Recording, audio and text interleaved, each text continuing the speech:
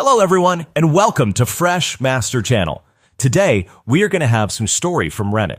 But before we start, don't forget to subscribe, like the video if you enjoyed it, and leave a comment down below. These simple clips mean a lot to the future of this channel. For as long as I can remember, I've been captivated by the details in art. What started as a childhood passion gradually became my life's work. The transition from simple sketches to commissioned pieces was slow but steady. Before long, I was spending every moment working on new projects, honing my skills, and finding inspiration everywhere. The studio had witnessed countless creations, some more recognized than others, but each added to my growing career. As my reputation spread, I started receiving calls from unexpected clients, often referred by Melbourne's elite. Little did I know, this passion would soon pull me into events beyond my control. One day, I received a call with no caller ID. I was ready to hang up if it seemed like a scam. Yes? I answered flatly. Matthew Knox, a calm, deep voice responded. Speaking. Are you in your studio? My employer wants to see your portfolio. I'm here. Who is your employer? The man ignored my question. We'll be there in 30 minutes. Curiosity mixed with unease as I hung up. The mysterious tone stuck with me. Exactly 30 minutes later, a sleek blue Maserati arrived. The driver, about my age, hopped out, dressed in a sharp blue suit matching the car. He opened the door for an older man in charcoal attire. Both looked polished and confident. They knocked, but entered my studio before I could answer, glancing around at my art. The older man approached me, hand extended. Up close, he had an air of authority, a bit thicker around the waist, but still in his prime, likely in his 40s. Joe, this is my chief of staff, Bruno, also my cousin and closest relative. Matthew. I gestured toward the table and chairs, but Joe ignored them and went straight to a painting I was working on. A detailed domestic scene on a plaster vase. Usually I painted directly on walls, but smaller pieces like this helped spread my name. A fresco? He asked. Secco. Fresco is done on wet plaster. Secco is on dry. It won't last centuries, but it's what people want. You paint on dry plaster walls? Yes. Landscapes? Interiors? Still life? Nudes? All of those. I pulled out my portfolio and showed him some recent commissions. Bruno nodded at one. Boss, that's the one I saw. It was a Garden of Eden scene with Adam and Eve, done in Renaissance style on a wall in a wealthy suburb. It wasn't groundbreaking, but this kind of work was trendy with Melbourne's new money crowd. I'd gotten a few jobs like this lately. It paid the bills. Joe didn't seem to know much about art, but I had checked his boxes, just as I was mentally filing him into one of mine. I have several rooms ready for detailed murals, classical with a touch of raunch. My study, bedroom, pool room. If it works out, there could be more. What's your daily rate? I'd been stiffed by wealthy clients before, so I named a rate and added, paid fortnightly, cash preferred. No need for the tax man to think I was more than a starving artist. Sensible, Joe said. We can work together. Come out tomorrow to take a look. Bring your sketchbooks. He gave me the address and left with Bruno driving. Joe didn't ask if I was free, had a contract, or finishing other work. He was used to getting his way. I arrived on time the next day. The house was a massive, faux Provençal mansion on a double-sized suburban lot. I had worked in smaller versions of these before, including where I had done the mural Bruno had seen. This one didn't look as ridiculous as some, thanks to the larger garden, but it still lacked any real charm. It wasn't Bruno who answered the door. For a moment, I was frozen. A tall, blonde woman greeted me with a faint smile, seemingly used to my reaction. Her long hair was styled in a French braid, and she wore an elegant apple-red day dress, matching her lipstick and nails. The modest neckline revealed flawless pale skin, and her eyebrows matched her hair color. She exuded a natural, classic beauty and confidence, a stark contrast to the house. She appeared a couple of years younger than me. You must be Matthew, she said warmly. I'm Catherine, Joe's wife. Her voice was polished, the kind of refined Australian private school accent that hit its rougher edges when needed. I regained my composure and smiled. Yes, Matthew. Nice to meet you, Catherine. Come through, she said, leading me through the house. We stopped in a large room with a newly installed snooker table and a blank plaster wall ready for my work. I had worried pool room might mean a swimming pool, but this was fine. Australians tend to refer to any game room as a pool room, whether it's for pool, billiards, or snooker.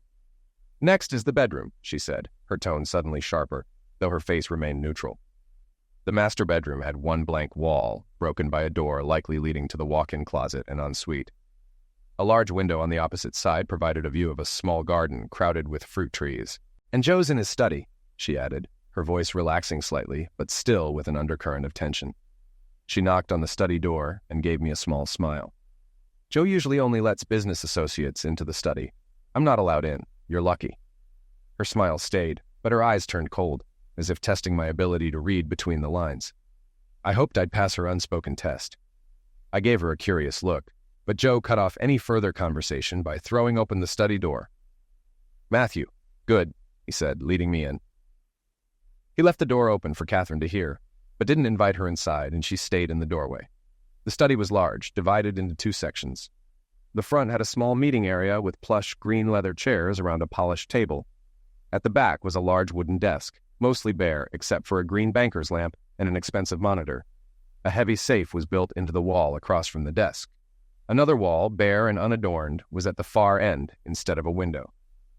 "You'll start here," Joe said. "This is a secure room, but it's dull.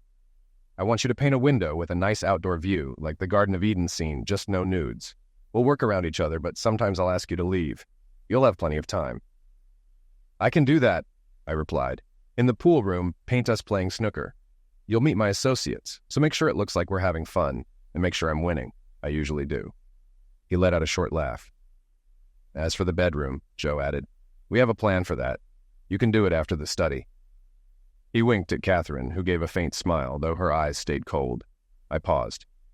"I'll take measurements now, and if you could show me around the outside, I'll sketch a view for the window and bring you a proposal."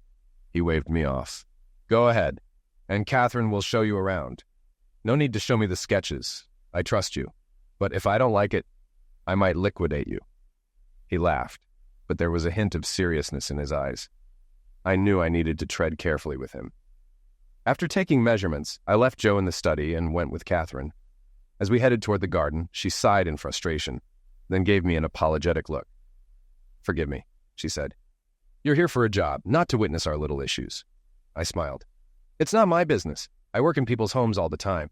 None of us have perfect relationships." "Are you in a relationship, Matthew?" "No." "Sounds perfect to me," she said with a light laugh. We walked to the edge of the garden and around the perimeter, while I scouted angles for a fantasy landscape to paint in Joe's study. I could easily reimagine the view without the neighboring houses. I tried to build some trust with Catherine as we walked. "Have you lived here long?" "No, we just moved in. Joe had a pricey townhouse in the inner north, but now that business is good, he wanted us to find our place." She smirked. "I grew up in a similar house in Sydney, but it was older, with a beautiful garden and friendly neighbors. You can't buy your way into a community." As we talked, I sketched the garden, stretching the conversation. Catherine's guard came down quickly. She clearly needed someone to talk to. She told me she met Joe on a European vacation and married him young, giving up her career to move to Melbourne. He was about 10 years older, which caused tension with her family. "I know I'm oversharing," she said, "but I was stubborn, cut ties with family and friends when they were just giving me good advice. I made my bed and I'll lie in it." Before we went back inside, she stopped me. "Two things you need to know. First, don't cross Bruno or Joe. Bruno and I barely tolerate each other. He's obsessed with me, and I displaced him in the inheritance order. He'll turn on you if he wants to, and Joe won't stop him. Both will crush you if they feel like it." "Got it. And the second?" Catherine stiffened. "Joe is requiring me to model nude for the bedroom painting, some sort of Zexy Eve thing. He and Bruno came up with the idea after seeing your work." I was startled. "I'm sorry. I've never worked with a model under pressure. We can't do that." Her voice sharpened. "I just told you how dangerous they are. I'll do the pose. Joe wants to assert his ownership of me, and he'll show off the painting to his inner circle, and probably even to his mistress. Be careful what you say or how you'll look at me in front of him." Now I was genuinely shaken. What had I gotten myself into? Catherine wasn't a helpless victim, but she was clearly choosing to endure her controlling relationship rather than confront Joe. Any mistakes I made could bring consequences for both of us. This commission had quickly taken a dark turn. I turned to her, choosing my words carefully. "Catherine, thank you for sharing. I'm sorry for your situation. If I paint you, nude or not, I will honor you, no matter how others behave. If there's something I can do to help without making things worse, tell me. And if you want me to turn down the job, Let me know. She relaxed a little and smiled. Don't back out. He'll just find someone else, and I'd have to go through this all over again. I'd rather not be known as the crazy woman from Q. But thank you for offering. We walked back inside, and I asked her to show me other window views so I could sketch perspectives for the study. Then I headed home, with plenty to think about.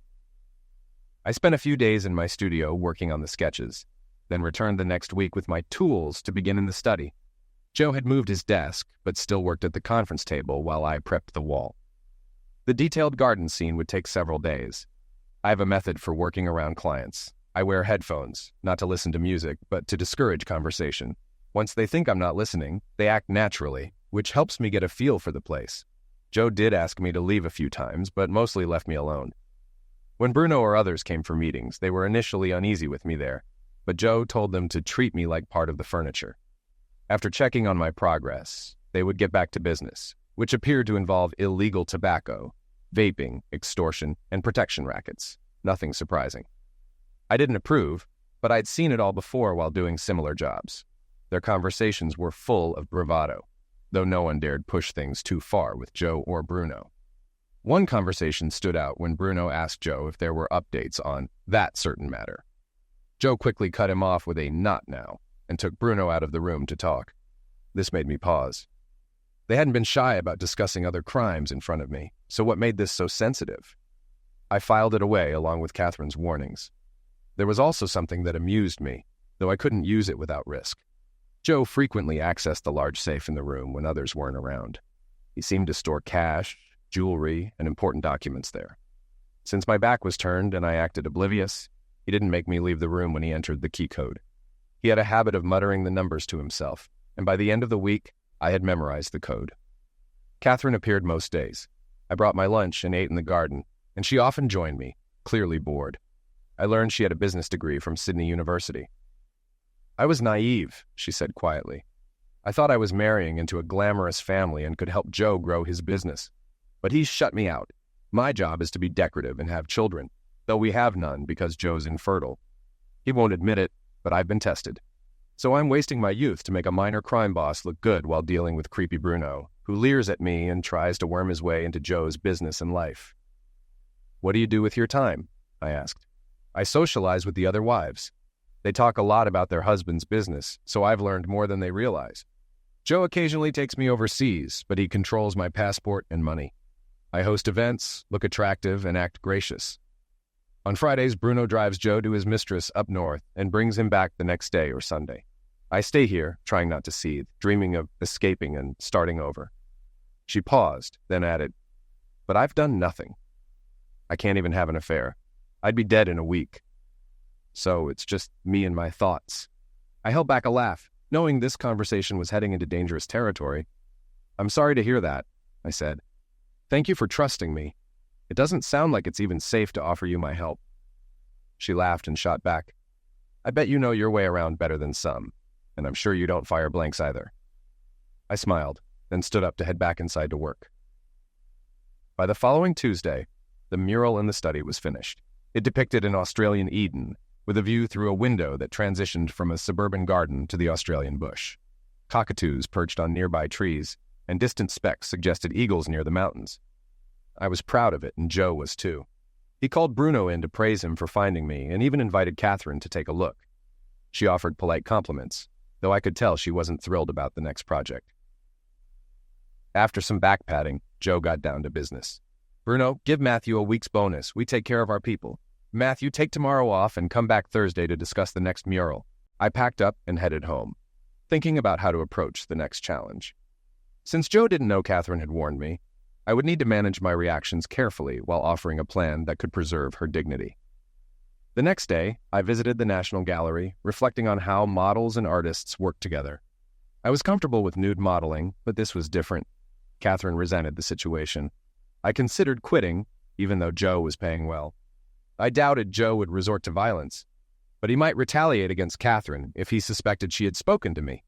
And being the type to defend his authority, Joe would likely escalate if I openly challenged him. Thursday arrived, and I showed up at the house as expected, still conflicted. Bruno, grinning and energized, greeted me at the door. He led me straight to the master bedroom, where Joe and Catherine had clearly been in conversation. The atmosphere was tense. Joe, dressed in his usual charcoal suit, stood by while Catherine wore a robe. Joe put on a big smile, like he'd been waiting for this moment. "Matthew," he said, "we're going to have a bedroom scene on the wall. Clever, right? And to make it more exciting, Catherine has volunteered to be your model. She'll be nude on the bed as our innocent Eve. To keep it respectable, Bruno and I will take turns supervising while you do your sketches and painting." That was Bruno's angle. I tried to stay composed, but I glanced at Catherine. Her eyes widened in shock at the mention of Bruno. Clearly, Joe had sprung this on her, expecting her to handle it gracefully in front of me. She was visibly shaken, biting her lip. Joe was humiliating her in front of Bruno, who had obviously known the plan. Bruno's ambitions were falling into place. What was I supposed to do? The safe move would be to play along and accept the cruelty. If I protested, Joe might escalate and Bruno would hate me, making things worse for Catherine. But I had reached my limit. I had to confront this, just indirectly. I turned to Joe, smiling. "What an interesting idea. But I won't need your wife to be nude for the initial sketches. That can come later if she's comfortable."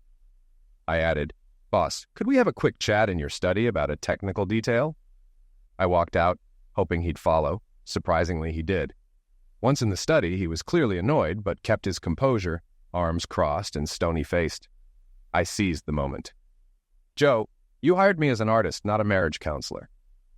I can't fix your relationship, but as an artist, I can tell you I won't get a good pose from Catherine with her husband watching, and certainly not with Bruno leering.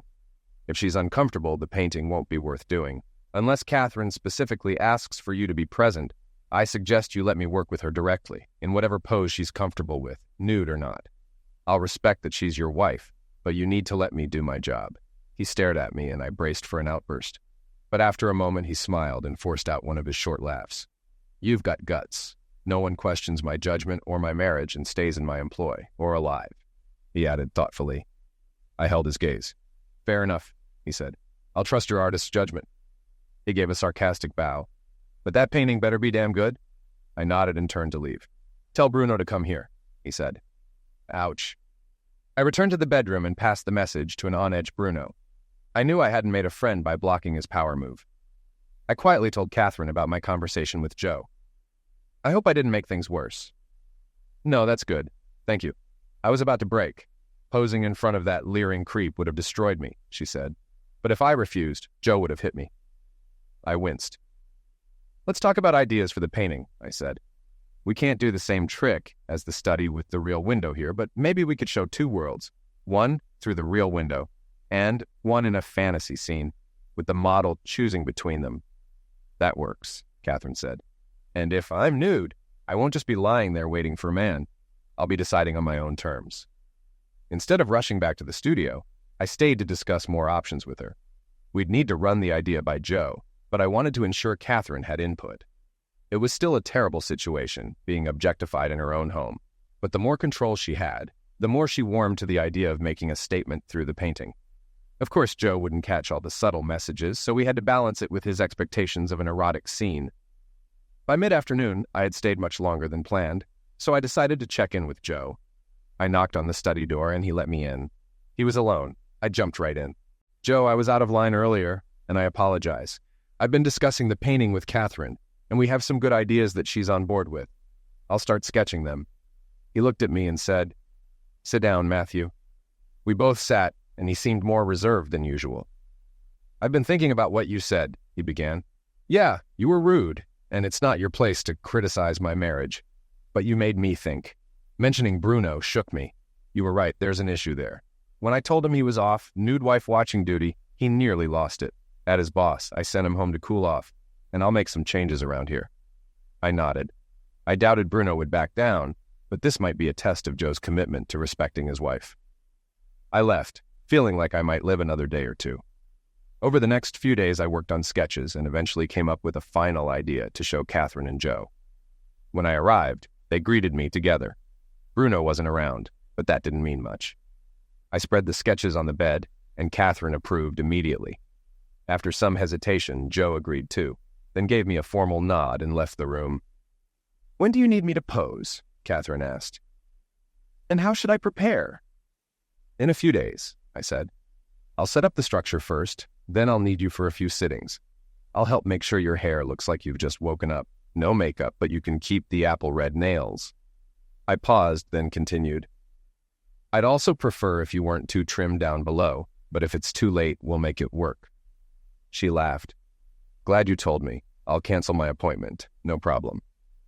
As I started preparations, she stayed to watch. Quietly, she said, "Bruno's been kept busy with other jobs, and Joe didn't visit his mistress last weekend. Instead, he took me to dinner and a musical. Seems like he's realizing he needs to pay more attention to me. Thank you for your help." I nodded and continued working, with nothing more to add. By the start of the next week, I was ready for Catherine to pose. Joe was in his study, but Bruno was absent again. Catherine, in her robe with her hair in a loose knot, untied it and lay down on the pillow, wriggling a bit to muss up her hair. Once I was satisfied with the look, it was time for the big moment. "Take your robe off when you're ready," I said, turning my back. "Done," she replied almost instantly. I turned around to see her sitting on the bed, and she was stunning, just as expected. Though in her early 30s, she had the body of a fit 25-year-old, muscular, beautifully proportioned, and her pale skin was flawless. I wanted the painting to show her as a strong, mature woman, not a naive girl, capturing her rediscovery of power and joy. "Catherine, you look magnificent. If this painting doesn't work, that's on me," I said. She laughed. I walked over. "May I adjust your arms and legs for the pose? Stop me if you're uncomfortable." "That's fine." She was fully committed to bringing our vision to life.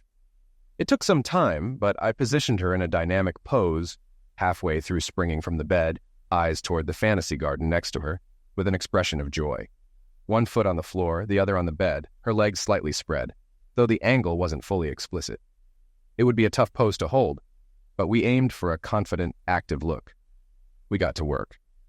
I quickly updated my sketches, having done the initial ones without her nude. Once finished, I released her for the day while I planned the wall painting. It took a while, and when I finally let her go, she stretched in front of the window with a groan. Even from behind, her perfectly toned back and legs were just as impressive. Noticing my gaze, she turned to face me and started doing star jumps, bursting into laughter when she saw my wide-eyed reaction. "Sorry, Matthew, I couldn't resist. I feel like I'm 20 again doing this with you." "You won't hear me complaining," I said, adjusting my pants. "But you might want to get dressed before I do something I regret." Smirking, she went into the walk-in closet, returned with clothes, and slowly dressed in front of me. Black underwear, a navy dress, and matching sandals. The reverse dance didn't help settle my reaction, and I sighed with relief when she finished and grabbed her handbag. "I'm off to lunch with the wives and girlfriends." "Wish me luck." Should I tell them what I was doing this morning? "Definitely not," I replied. She waved and left. The first session had gone well, but it took me a moment to compose myself. Soon after, Joe popped his head in, trying not to appear too nosy. "Everything okay?" he asked, glancing at my sketches. "Actually, it was great. Thanks for letting me approach it my way. Your wife is a pleasure to work with, and I think it'll turn out well." He nodded stiffly and left. Catherine gave me 4 more sessions over the next few days. I worked on getting her properly on the wall, focusing on her skin tones and capturing her eyes and expression. Everything came together smoothly, as if my brushes were made to paint her. Her mood, once negative, had completely shifted, and by Friday she even mentioned being more attentive to Joe at night. They were sleeping in the spare room while I worked. By the end of the following week, the mural was finished. I invited them in for the reveal. The painting exceeded my expectations. The fantasy garden through the painted window featured an apple orchard, amplifying the real one outside, with ripe apples symbolizing a more mature Garden of Eden. Catherine, as an adult Eve, wasn't heading toward a serpent, but toward life's pleasures, ready to enjoy more apples. She looked stunning, and I was proud of the work. Joe was thrilled and clapped me on the back.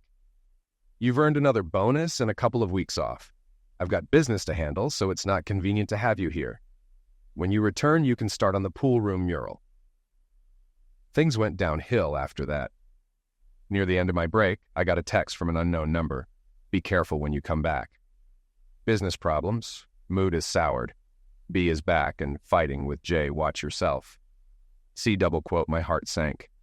I had hoped the last phase of the project would be smooth, especially after navigating the issues with the bedroom mural. Was it worth going back? I had a common problem. I lived job to job. This commission had been lucrative, but I'd needed success to secure future work. So, the next Monday, I showed up as planned. To my surprise, Bruno let me in. Expecting hostility, I was caught off guard when he greeted me warmly. "Matthew, come in." He led me to the pool room, closed the door, and smirked. "I saw your work in the bedroom, and I love it. New beginnings, huh? Especially with Joe out of the picture." Uh-oh. Bruno was clearly reading into the painting and plotting something. I didn't want to get involved in any plan he had to replace Joe in the house, marriage, or business. As Joe's closest relative, Bruno likely saw a path to power if he could seduce or remove Catherine. His tactic seemed to be sowing discord while presenting himself as an alternative. He didn't seem to realize Catherine hated him, and I worried things might become more dangerous for her once he figured that out. His obsession with her was obvious, but it wouldn't necessarily protect her. I shifted the conversation. "Bruno, tell me about the games played on this table." Surprised, he went along. "You don't know snooker?" "I play badly, but I want to get a feel for the room's atmosphere." He gestured to the racks of balls and cues on the wall. 15 red balls, 6 colors, and the cue ball. Reds are worth 1. Colors are worth yellow 2, green 3, brown 4, blue 5, pink 6, black 7. You sink them in the right order, avoid fouls, and that's the game. We usually play for money or forfeits to keep it interesting. Joe steps in if things get too rowdy. Forfeits, usually business-related. Who's doing the next dirty job, that kind of thing. Best if I don't say more. Joe doesn't allow women here except Catherine, and she doesn't play. I nodded, understanding enough. "Thanks, Bruno. I'll start sketching. This wall's big, so it'll take a while." I spent the whole day there, setting up the snooker balls, refreshing myself on the rules, and playing a mock game. I studied the angles, fascinated by how ball placement changed the geometry and storytelling possibilities. If you know the code, the possibilities are endless, I mused. I overheard Bruno and Joe talking and occasionally arguing in the study, but I didn't see Catherine until mid-afternoon. She smiled as she walked in, though her mood seemed a bit subdued. "Hi, Matthew. Sorry I didn't stop by earlier. I've been socializing all day, gathering business intelligence, though it's not my favorite thing." "What do you do with that info?" I asked. "Nothing for now. They don't realize I could run things better. Maybe one day." She looked at the table, playing with ideas, combinations, and possibilities, as sharp as ever. "Let's play a game," she suggested. "I need some practice. I was great at it in university." She didn't need practice to beat me, winning 3 frames in a row. By the third game, though, with her coaching, I started to grasp the rhythm and tactics, which gave me more ideas for the painting. "Bruno told me they usually play for money or forfeits," I said. She frowned at the mention of his name and closed the door. "I don't know how he's back in the house, but Joe needs him for the business. Meanwhile, he's back to leering and making suggestive comments. I know he's seen the bedroom mural. He probably goes home to enjoy a photo of it," she continued. "Money and forfeits?" "Yes, though it's not much money, and you don't want to know about the forfeits. Mostly petty crime, but sometimes other things, which they try to hide from me. At least they don't involve me. Bruno's not the only one making suggestive remarks. It's all part of their constant jockeying for position. Joe's still the best male snooker player here, but Bruno's catching up." I smiled at her casual mention of male snooker players, knowing she could likely beat them all. An idea for the mural started forming in my mind, but I kept it to myself for now. I shifted the conversation to a more serious topic. "Thanks for the message. I'm more worried about you than me. Let me know if you need help." She was about to brush it off, but paused, looked at me, and nodded.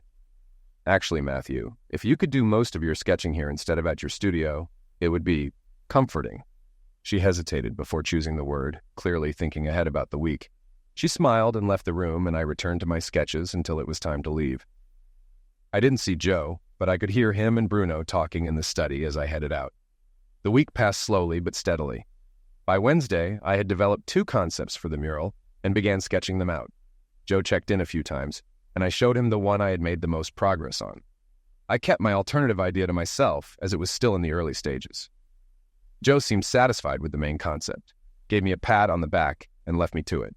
The tension between him and Bruno seemed to ease as I overheard fewer arguments. One day, while passing the study, I overheard Bruno saying, "So boss, I've been holding off Auntie Pink like you asked, but she's getting antsy. Want to make your Friday night last all weekend since you've been here the past few? I'm sure she's missing you. or at least what you're packing. Joe barked his sharp laugh. Sure, set it up. I was torn. Telling Catherine would mean meddling in their family affairs, but hiding it didn't feel right either, given my promise to help her. I decided to take a different approach and challenged her to a game of snooker with a side bet. Whoever wins gets to ask the other for some interesting information. She wasn't fooled. She knew she could have gotten the information out of me anyway. But we played the game, door closed, and after she beat me as usual, she said, "Spit it out." I overheard Bruno convincing Joe to spend the whole weekend with his mistress. Anger flashed in her eyes before she looked thoughtful. I wonder if Bruno's got a side deal with her. Joe has him paying her bills, covering the house and car lease. It'd be a disaster for her if Joe dropped her. She's just as guilty as anyone in this mess. Have you ever met her? She laughed bitterly. I'm not supposed to know she exists. Officially, Joe visits his poor old aunt in the country who's too nervous for visitors. Unofficially, I know where she lives, what she drives, and that Joe probably keeps her house's title in the safe. She's about 10 years older than me, thin, with bright pink hair. God knows what Joe sees in her. I wouldn't give her a second glance. Maybe she's good in bed? I teased. I guarantee she's not better than me.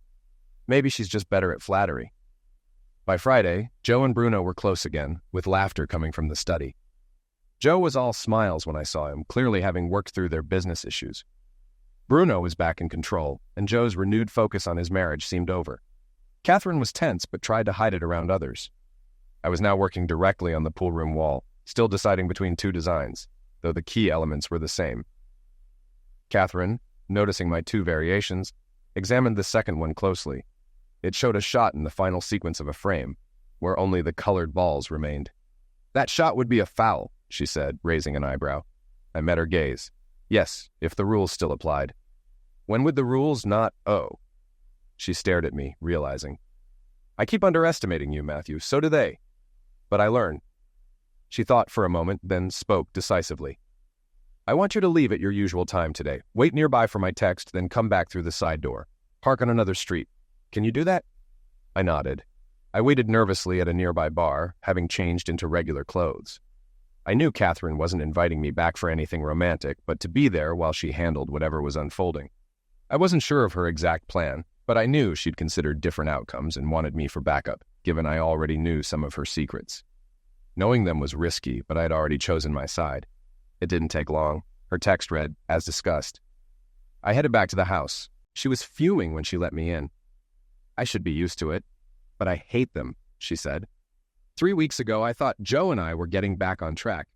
Tonight, he tells me, Bruno's taking me to visit Auntie. See you Sunday. As if I'd still buy that. How long is the trip? I asked. About an hour and a half each way.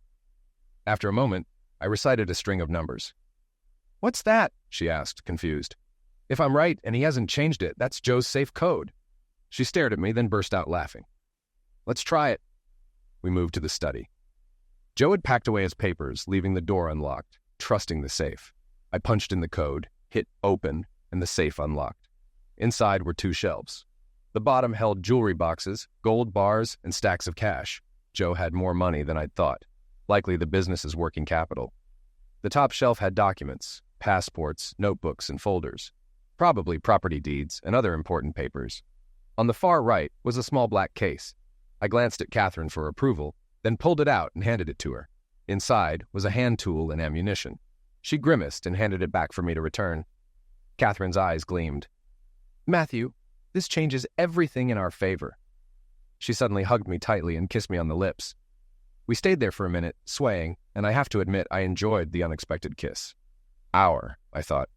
Hour? I could get used to it, though I might not survive the night. Catherine pulled away and got serious. We probably have at least 2 hours. Bruno might stay gone all weekend, but I bet he plans to come back and try to seduce me while Joe's away. I nodded. Bruno was dumb enough to believe he still had a chance. Catherine grabbed silk gloves from her room and put me in charge of the camera. We photographed everything in the safe. Cash, house deeds, including for Joe's mistress's home, passports, and Joe's will. The notebooks were filled with business details that didn't mean much to me, but Catherine seemed confident she could make sense of them. We avoided the cult except to wipe the case clean, and I taught her the safe code until she had it memorized. We finished with 30 minutes to spare. Come into the spare bedroom. she whispered. Inside, she kissed me again, and we held each other while she thought. Okay, she said as we pulled apart. It's risky from here. We'll leave the Colt. Violence is the last refuge of the incompetent. But grab a kitchen knife just in case. I'll stay out here, doing angry wife left at home things like watching murder shows and fantasizing about Joe. If I scream, come out and help if you can. But if things go wrong, know it's on me. If I survive, I'll put flowers on your grave. I chuckled grimly. Let's avoid that outcome. We prepared ourselves. From the spare bedroom, I could hear most of what happened in the house. If I had to intervene, it would have to be by surprise. Bruno was likely armed. I wasn't thrilled about this and felt tense, but I was ready. A little after 9 p.m., I heard the front door open. I doubted Catherine had ever agreed to Bruno having his own key. "Catherine!"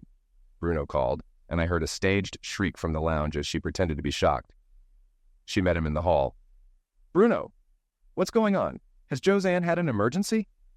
Her tone was overly dramatic. "No," Bruno replied. "Catherine, I need to tell you something." "Come sit in the dining room and tell me," she said, leading him to a spot near my hiding place where the formal chairs would make seduction difficult. Once seated, Bruno began, "Catherine, Joe isn't visiting his aunt. He's been with a mistress this whole time. He's with her now for the weekend. I'm sorry. I've known for a while, and it's been eating at me. You deserve so much better." He had clearly rehearsed this, but hadn't thought it through. "You knew?" Catherine replied, her voice turning cold. "My husband's been screwing a country hoe, and you knew? What, now you're going to help me get revenge by seducing me?" I grinned in the dark. She'd nailed his exact plan. "No," Bruno stammered. "I mean, yes, I do love you, always have, but I wasn't planning that. I'll do anything to help you." He clearly expected Catherine to fall into his arms. "I should hope not," Catherine said. "Because whatever Joe is doing, he's still my husband. I won't betray him, no matter what he and his mistress deserve. But thank you, Bruno, for your offer." Silence. I imagined her staring him down, waiting for the truth to sink in. It finally did.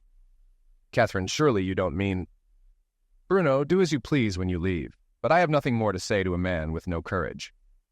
Another pause, then I heard Bruno rise. His voice was subdued. "I need to go for a drive. I'll have more news later." Catherine thanked him softly, and I listened as he left and sped away. Catherine came into the spare bedroom and hugged me, sobbing and trembling. I held her in silence. After a moment, she checked her watch. "Joe always turns his phone off with her, but I should call." She dialed, and when she got his voicemail, left a worried message. "Joe, I'm so sorry to call. I know you don't want to be disturbed, but Bruno was here. I thought he was with you, but he made a pass at me. I convinced him to leave, but he seemed angry. Please be careful. Call me. I love you." Checking her watch again, she said, "Come to the TV room, Matthew. Let's watch something mindless." We watched a detective show, but it was hard to focus. After half an hour, Catherine got up, turned it off, and made another call to Joe, leaving another message. Then she called the police, her voice tense. "I think my husband's in danger. His cousin may be coming after him with a Colt."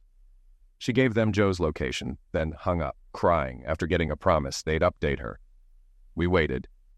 After a while, Catherine said, "Matthew, I think it's best if you go home. We might not hear anything until morning, and it'd be hard to explain your presence.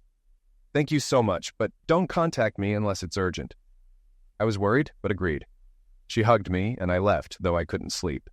She was taking a huge risk, and the news in the morning might not be good. The news the next morning was all over the radio and TV. A man had been shot by police after allegedly committing a double murder at a rural property. Reports said the police had received a tip from the wife of one of the victims, who was related to the alleged butcher. The victims included an adult woman and a man known to police, with possible links to organized crime. Names were not yet released. I left Catherine alone as she asked, but I was a mess. Her behavior the night before had been a mix of conspiracy, need, and affection, heightened by the gravity of the situation. I expected she would eventually distance herself from me, as long as she was sure of my silence. I wasn't naive enough to think she had fallen for me, and I knew she'd likely grieve for Joe despite everything. It's possible to feel both anger and sorrow at once. She definitely wouldn't be mourning Bruno or Joe's mistress, though. Saturday, I stayed low-key. I cleaned my studio, got coffee, and followed the unfolding news. By Sunday, they named the female victim, but not Joe or Bruno. The media was buzzing about a possible love triangle with speculation about Joe's mistress. Clearly, the police were leaking, likely having seen Joe's phone messages by now. By Monday, I wasn't sure what to do since Joe and Bruno's names weren't public. Then I got an anonymous text, "Come as normal. Be surprised if needed." It was risky, but made sense. When I arrived, police cars were parked out front, though there was no media yet. I figured it wouldn't take long for people to connect the dots.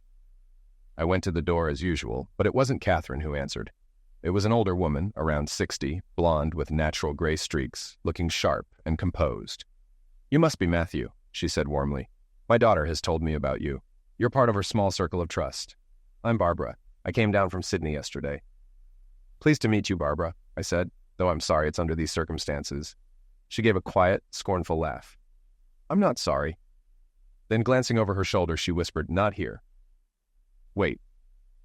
She returned to the dining room where Catherine and the police were talking, calling out, "Coffees?" and took everyone's orders. Then, turning back to me with a smile, she said, "Take me to a coffee shop in your little van. Only barista coffee will do for the officers here." "Welcome to Melbourne, Barbara. I know a few good spots nearby."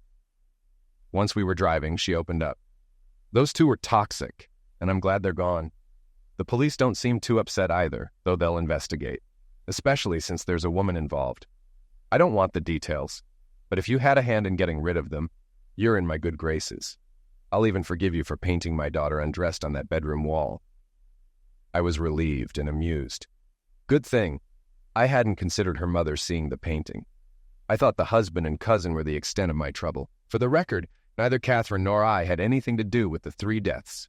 "I'd be disappointed if you had," she replied. I raised her with more class than that. We ordered coffee, and while waiting, Barbara asked me about myself. It seemed Catherine had spoken well of me. Barbara explained that after their long estrangement, Catherine called her down from Sydney and told her that she trusted only Barbara and me. The issue with involving me further was that I had no plausible reason to be by her side without raising suspicion, while it was natural for her to call her mother. On the way back, Barbara tested me on the details, preparing me in case the police questioned me. She suggested I stay home for the week since it wasn't the right time to continue my work. Barbara would find a way to tell me if Catherine mentioned I'd been with her during Bruno's visit. I dropped her off with the coffees and left. Back at my studio, I couldn't focus. The news didn't help. Bruno and Joe had been named, and the media were swarming Catherine's house. She'd hired a communications manager to handle them, who kept asking the press to leave and stuck to a prepared statement. Was I in danger from Catherine? Barbara said she trusted me, but could I trust her? Did I understand her well enough? By Tuesday, I turned to my usual way of processing, painting. I started a portrait of Catherine, working furiously all day and into the night, taking only quick breaks. By early morning, I was spent. I cleaned up and collapsed into bed, unsure if I had finished or gained any clarity. I decided to review it after some sleep. I awoke to a loud knock. Sunlight streamed through the windows. I had overslept.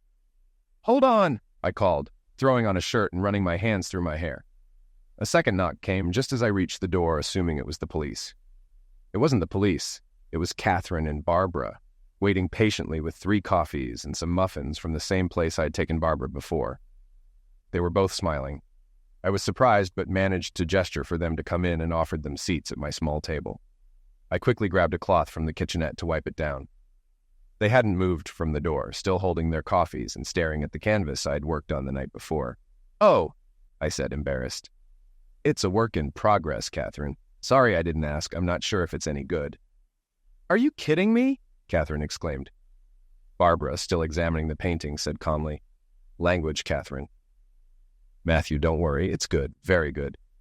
I walked over, gently took the coffees and muffins from their hands, and placed them on the table before joining them to look at the painting. In daylight, I agreed with Barbara. The mural was impressive. A head and shoulders portrait of Catherine painted with bold strokes.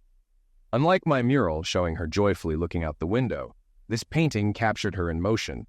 Her fierce expression, focused blue eyes, and slightly open red lips suggested she was breathing hard. Her flushed cheeks and flowing blonde hair indicated she was racing with confidence. Though painted from memory, I realized I had truly captured her essence. We stood in silence until Barbara broke it. "Matthew, may I buy this? Even though it doesn't feature my daughter undressed like your other piece, I'd still love to hang it at home." "If you like it, Barbara, it's a gift," I replied. She firmly took my hand and said, "Thank you, but I'll give you something for it." Catherine then kissed me on the cheek without saying a word. We sat down and I took a sip of coffee. "Sorry for showing up like this, Matthew," Catherine said. "I was going crazy at home. We slipped out while the media was gone and the police had left." "How's it going with the police?" I asked. "Okay, I think. They're still investigating, and it will be a few days before they release the bodies for burial. They believe Bruno eliminated Joe out of jealousy and then the mistress because she witnessed it." The tactical response team arrived just as it happened. I nodded. "Do you think they'll want to talk to me?" "I doubt it. I haven't mentioned you, but I need to figure out how to deal with the organized crime squad. They've held off because I'm a grieving widow, but they'll likely use this to probe the business. I'm clearing out most of the safes since it's too risky to leave anything here if they come with a search warrant. My mom is driving one of the cars up to Sydney tomorrow to help move things that can't go through airport security. She'll return for Joe's funeral." "What about Bruno and Joe's mistress?" "I don't know, and I don't care," she replied fiercely. "For the business, I think the best move is to turn it into something respectable, like an event security company. I'll keep those willing to take a pay cut and become honest, and I'll let go of the rest. If I can't change their ways, at least I can stop enabling them." After some more conversation, we agreed that I would return the following week to finish the mural in the pool room.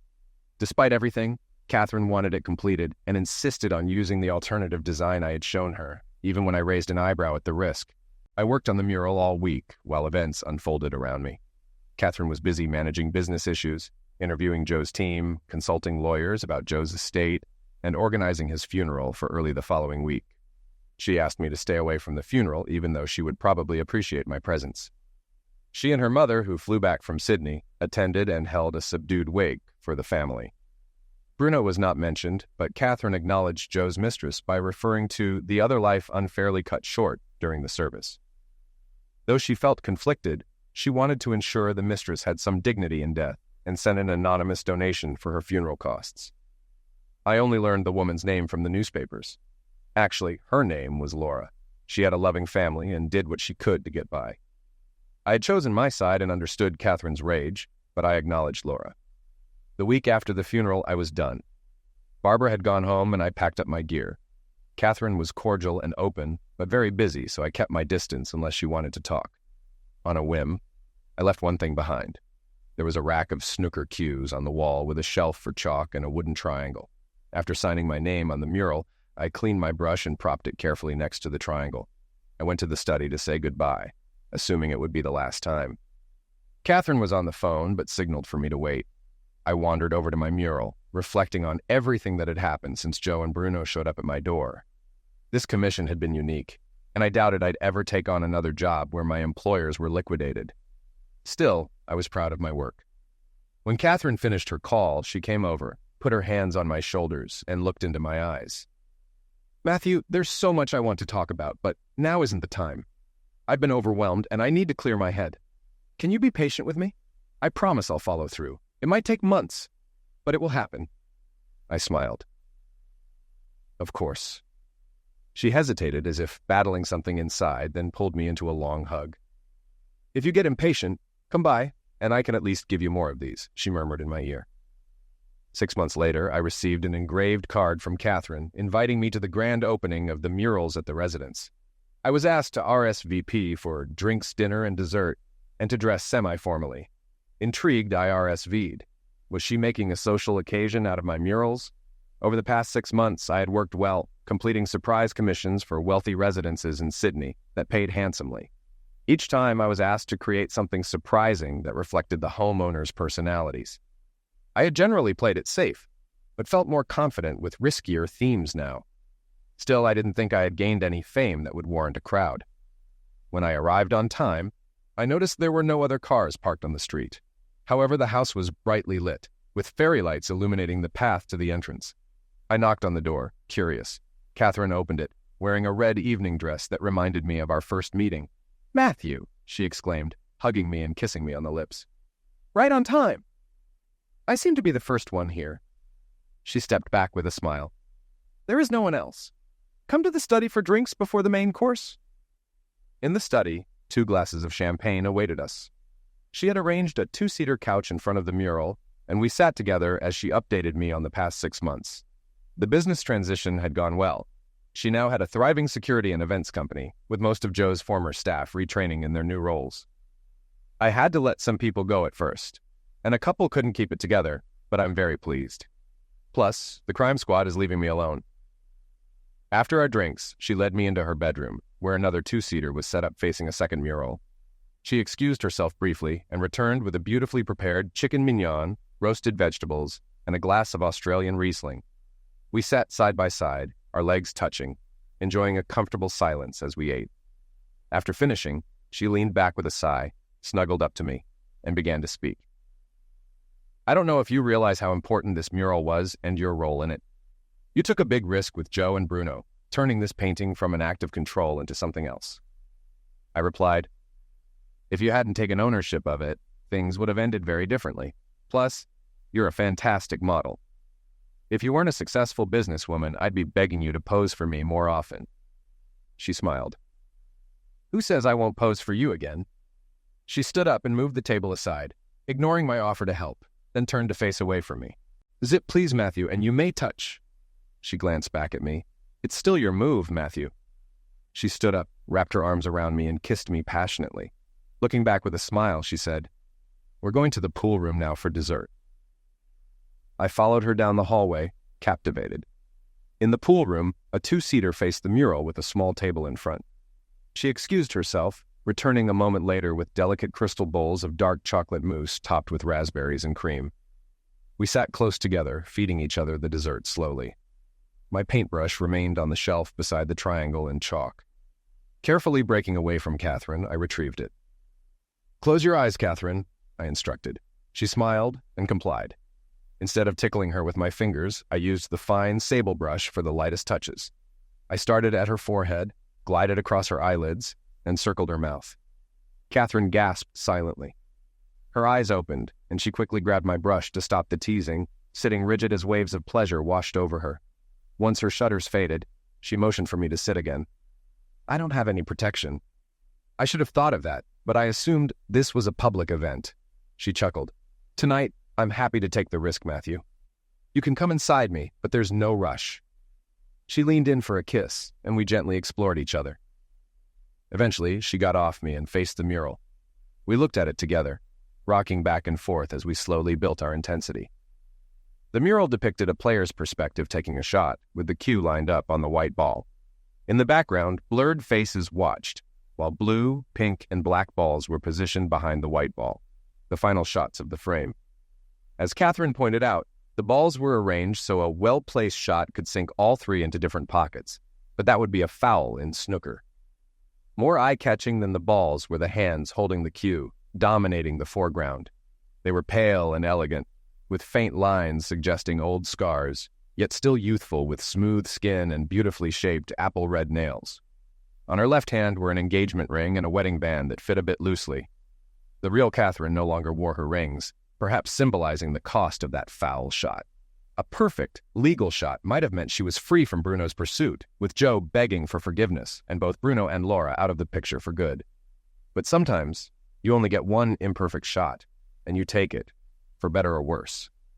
Catherine started to speak again, but paused, leading me back to the bedroom where we cuddled. After a while, she spoke. Matthew, tonight is a thank you, and I owe this to you regardless. But there's more. I've spent 6 months processing everything. I know that if the roles were reversed, Joe wouldn't hesitate to liquidate me and whoever I was with, and Bruno would never stop trying to control me. Given the circumstances, I see no other choice. I'm very sorry Laura was eliminated. Women often have little power in these situations. Still, I can't say I regret acting to protect my life and happiness, despite the profound consequences. She paused and looked me in the eye.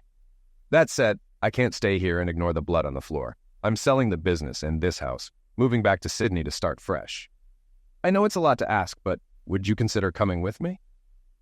I took a moment to process everything before kissing her and whispering, yes. She looked stunned. I thought you'd say no, demand your share of the business, or complain about being with someone who's been through so much.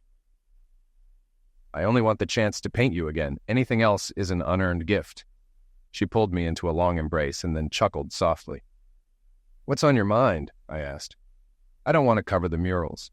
We can leave that art and truth on the walls. If they figure out the story, good for them. I want to respect your work, but I'd love to see the real estate agents show people this bedroom.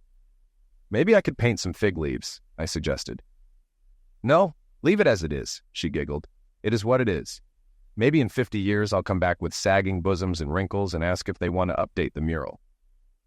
I'm planning to paint you many more times before then, Catherine. You can tell the real estate agent that my paintings of you will be famous, and only a fool would cover the very first one.